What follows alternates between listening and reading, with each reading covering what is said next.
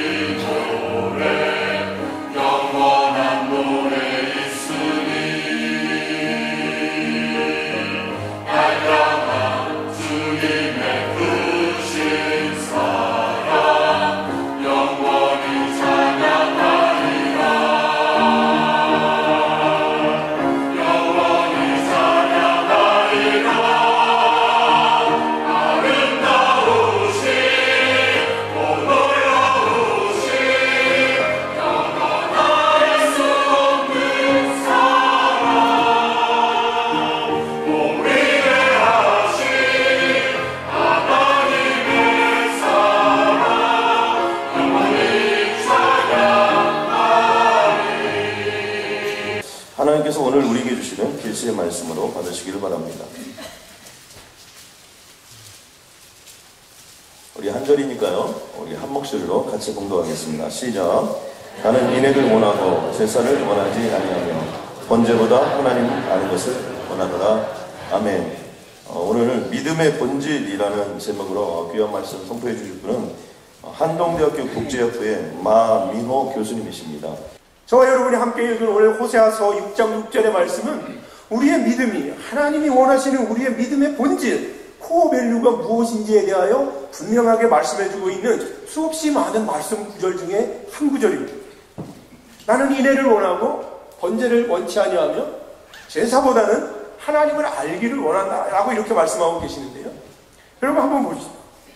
여러분 오늘 이 본문의 말씀을 보시면서 그러면 이 호세아서 6장 6절에서 하나님이 원하시는 것들은 뭔가 한번 말씀해 보시겠어요? 틀려도 10장에 못 안 박을 테니까 빨리.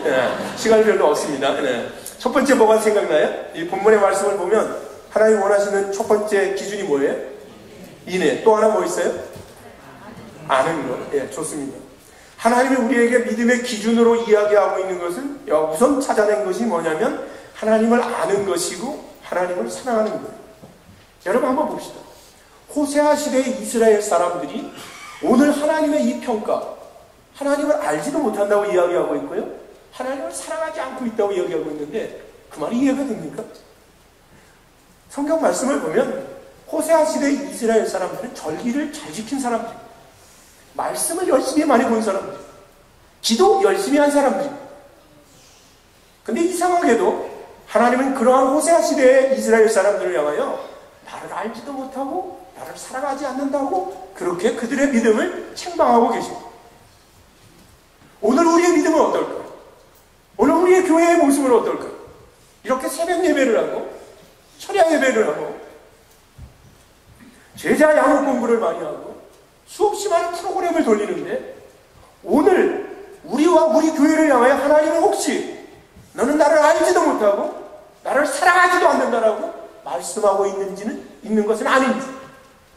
오늘 아침 이 말씀을 통하여 함께 은혜를 나누는 시간을 갖기를 원합니다. 하나하나 한번 우리가 따져볼게요. 우선 첫째, 하나님을 안다라는 거예요. 호세아서 6장 6절 말씀의 첫 번째 중요한 거는 하나님을 알아달라는 거예요. 그분이 우리에게 너희들의 믿음의 코어밸류, 믿음의 본질이 뭐냐? 첫 번째 가장 중요한 건 나를 알아달라. 여러분 하나님 아십니까?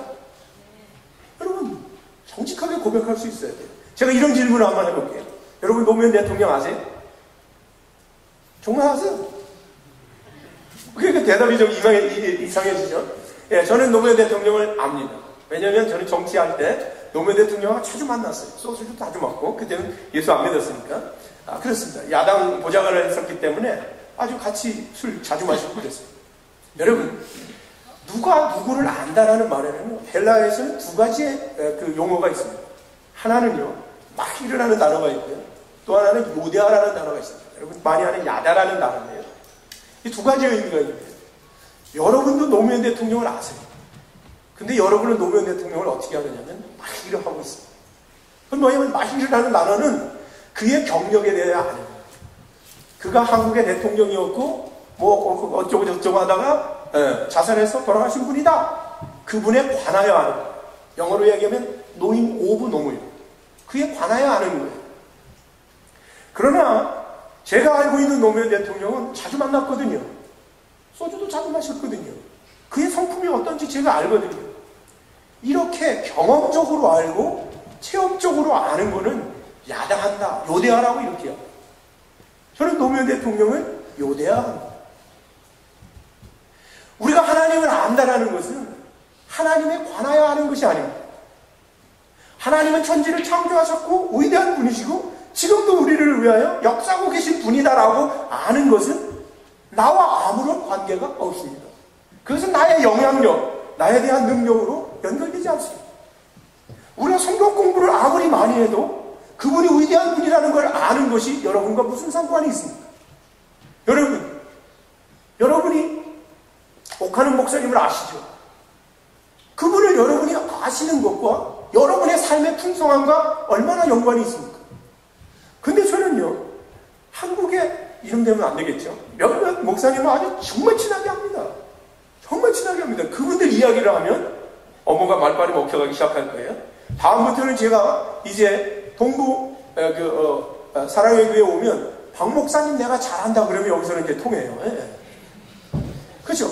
누구를 안다라는 것이 나의 영향력이 되기 위해서는 그와 경험적으로 체험적으로 알기 전에는 나의 의미가 없죠. 그럼 우리는 사람들 어디 누구 만나면 자기가 알고 있는 유명한 사람 얘기를 먼저 하자. 그러면 그와 내가 친밀감이 있으니까 그것이 나의 능력이 되는 거예요. 그래서 야당한다라는 말, 호세아 시대의 이스라엘 사람들은 하나님에 관하여 알았어요. 그러나 그분의 인격적으로 그분을 경험하고 그분을 체험하고 그분의 마음을 알아들이지는 못한 걸 이야기합니다.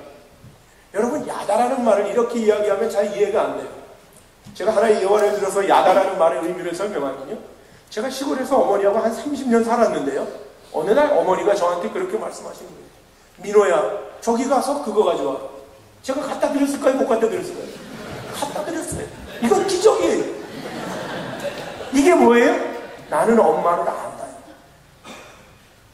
그 컨텍스트에서 어머니가 거기 가서 그거 가져와라 그러면 어머니가 뭘 원하시는지를 내가 어떻게 하는 거예요? 아는 거예요. 우리가 하나님을 안다라고 얘기할 때는 바로 이거예요. 그분의 마음을 아는 거예요. 그분의 눈물과 그분의 아픔과 그분의 간절한 소망이 뭔지를 우리가 필로 느끼는 거예요. 그분이 어떻게 말씀하셨다 그런 얘기가 아니에요. 너희들은 가서 모든 족속으로 제자를 삼고 아버지와 아들과 성령의 이름으로 세례를 주고 이렇게 말씀하셨을 때 그것이 나에게 필로 다가오는 거예요. 느낌으로 그분을 체험했기 때문에. 호세아 시대 이스라엘 사람들이 그분에 관하여는 너무나 잘 알았어요.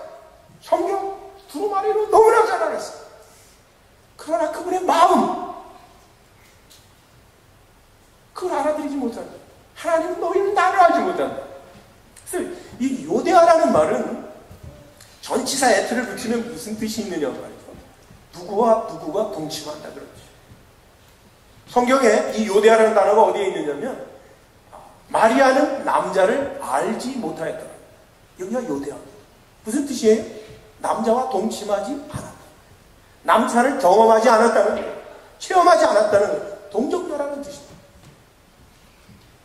우리가 그래서 요대한다라는 말은 하나님을 체험한다, 경험한다라는 말은 어느 수준까지를 얘기하느냐면 몸이 하나 되는 친밀감.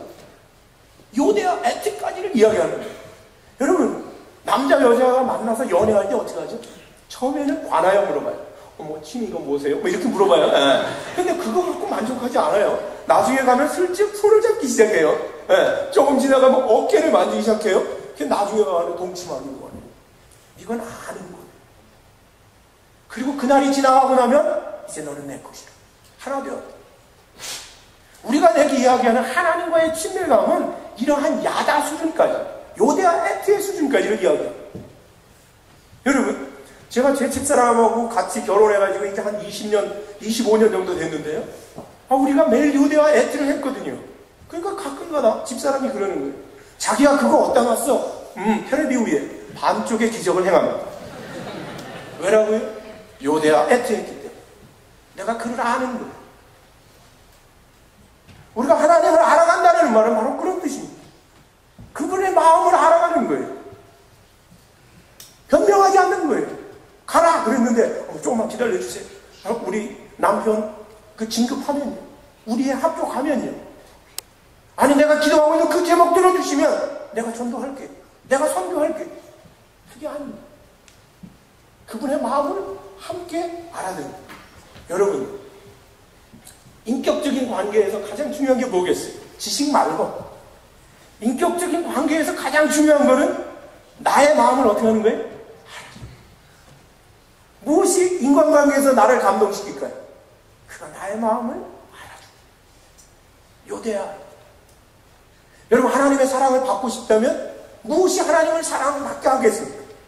여러분이 하나님의 마음을 어떻게 할 때? 알아줘. 여러분, 하나님의 마음을 얼마나 알아들이고 있습니까? 여러분, 신혼과 구원 얘기를 하면 사랑이 뭔지에 대하여 우리가 결혼할 때 보면 우리는 콩깍지가 씌었다 그러잖아요. 그건 너무나 잘해주잖아요. 신혼과 구원 하면 제가 예화를 하나 설명해 볼게요. 어느 한 부부가 결혼했어요. 남편과 아내가 너무 사랑해가지고 결혼했는데 하루는 남편이 직장에 갔는데 직장에서 일을 잘못한다고 상사한테 찐빠를 먹었어요. 혼났어요. 점심도 못 먹고 집에 퇴근했어요. 집에 퇴근했더니 자매가 뭐하고 있느냐면 침대 위에서 자고 있는 거예요. 신혼이에요. 네, 잘 보세요. 신혼이라고. 남편이 어떻게 느꼈을까요? 딱 보면서 괜히 미안한 거예요. 자기야, 너 나한테 시집 잘못 나왔어. 너 큰일 났다. 미안해 죽겠다. 막 이러고 있는 거예요. 근데 그 인기척에 이 자매가 얼굴 깼어요. 그러면서 어머 자기 언제 왔어? 어머 배고프지 막 이러니까 형제가 뭐랬네요. 아니 배 안 고파. 나 점심 많이 먹었어. 그랬던 그녀와 그 남자 3개월 지났어요. 3개월. 그날도 회사에서 찐빠를 먹고 밥도 못 먹고 돌아왔어요. 자매가 역시 침대 위에서 잠을 자고 있는데 뭐까지 보일까? 이제는 입을 쩍 벌리고 침이 흘리는 것까지 보여. 그리고 내비로뒀을까요? 불쌍하다고 생각했을까요? 흔들어 깨워. 뭐하고 있는 거야? 남편이 바깥에 나가서 돈 벌어오느냐고 이렇게 찐빠 먹고 있는데 밥도 안 해놓고 뭐. 그러면 그 소리를 들은 자매가 어머머 자기야 미안해, 내가 빨리 밥 해줄게, 조금만 기다려. 그렇게 말했을까요? 나는 집에서 뭐 놀고 있었는지 알아? 청소하고 빨래하고 내가 얼마나 힘든데. 여러분, 아무리 아름다운 이 예배를 열심히 드리고 있는 기독교인 가정일지라도 사랑의 방향이 바뀌면 이렇게 되는 거죠. 편을 들어주다가 이 변화는 뭘까요? 처음에는 편을 들어준 거예요. 3개월 지나고 뭐가 바뀐 거죠? 편을 들어달라는 거예요. 내가 밖에 나가서 힘들었는데 왜 편 안 들어주냐는 거예요. 내가 집에서 고생했는데 왜 내 편 안 들어주냐는 거예요. 그러면서 우리의 가정은 이제 깨지기 시작합니다. 여러분, 이 무조건적인 사랑은 우리가 잘나서 하는 것이 아니라 하나님의 우리에 대한 사랑이 바로 이 무조건적인 사랑. 여러분, 오늘 이 순간에 사단은 우리를 하나님 앞에 어떻게 참수할까요? 저 마미노 설교할 때는 저러지만 뒤로 보면 엉망진창이니까 하나님 아시잖아요. 저는 무조건 빨리 심판해 주세요.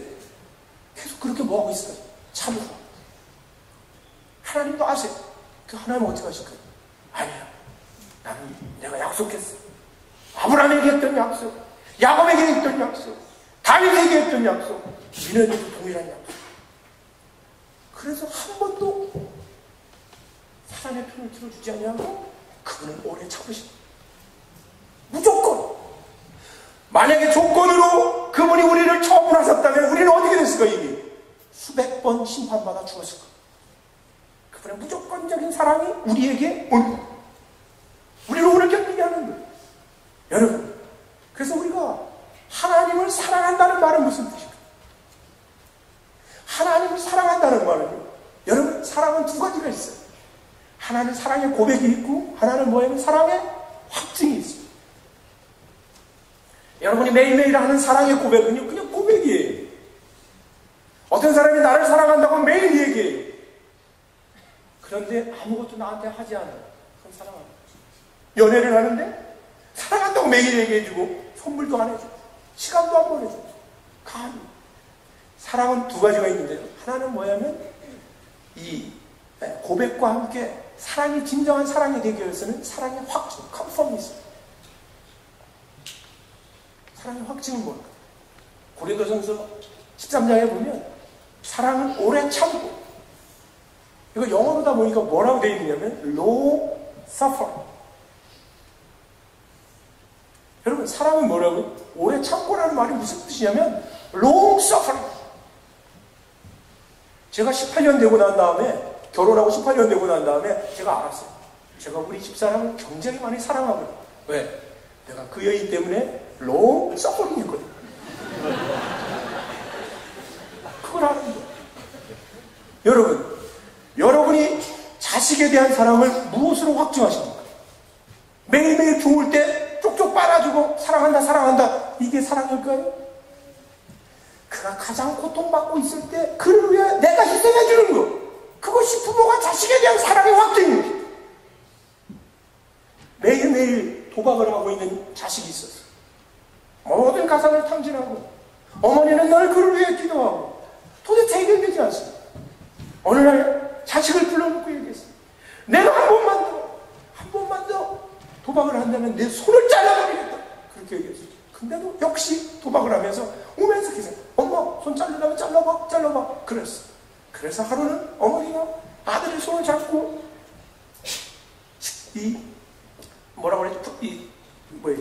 도마 위에다 올려놓고 칼을 들었어요. 찰되는 칼을 들었어요. 그리고 아들의 손을 자르면서 내리쳤어요. 근데 누구의 손이 잘라졌을까? 엄마의 손이 잘라졌어요. 만약에 그날 그 손가락을, 아들의 손가락을 잘랐다면 이 아들은 어떻게 했을까요? 한 손이 병신된 손을 가지고 또 도박장에 갔을 거예요. 그러나 어머니의 손가락이 잘라지는 그 순간 이 아들은 더 이상 뭘 하지 않아요? 도박하지 않습니다.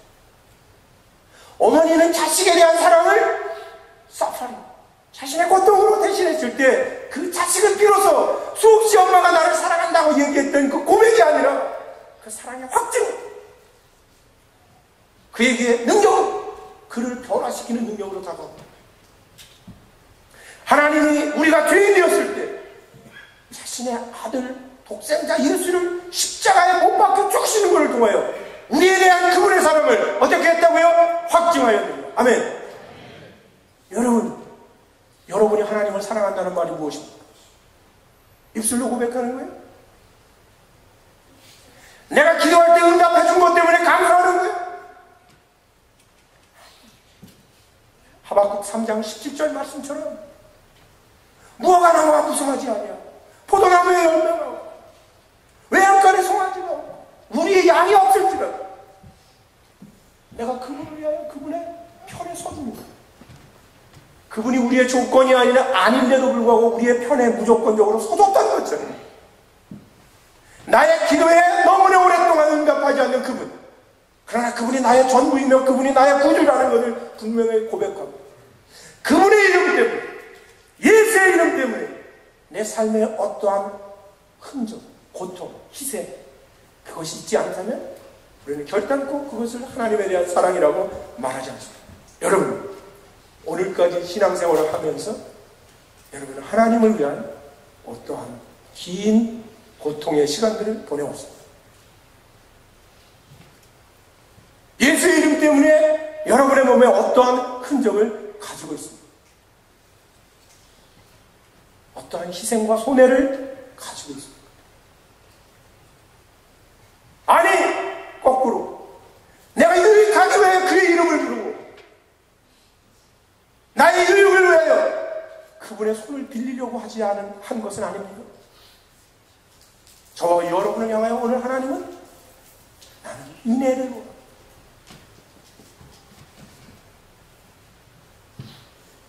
여러분은 무엇으로 그분에 대한 여러분의 사랑의 고백을 확증하실 것입니다. 결단해요. 그분이 원하시는 것은 입술의 고백이 아니라 삶으로 드려집니다.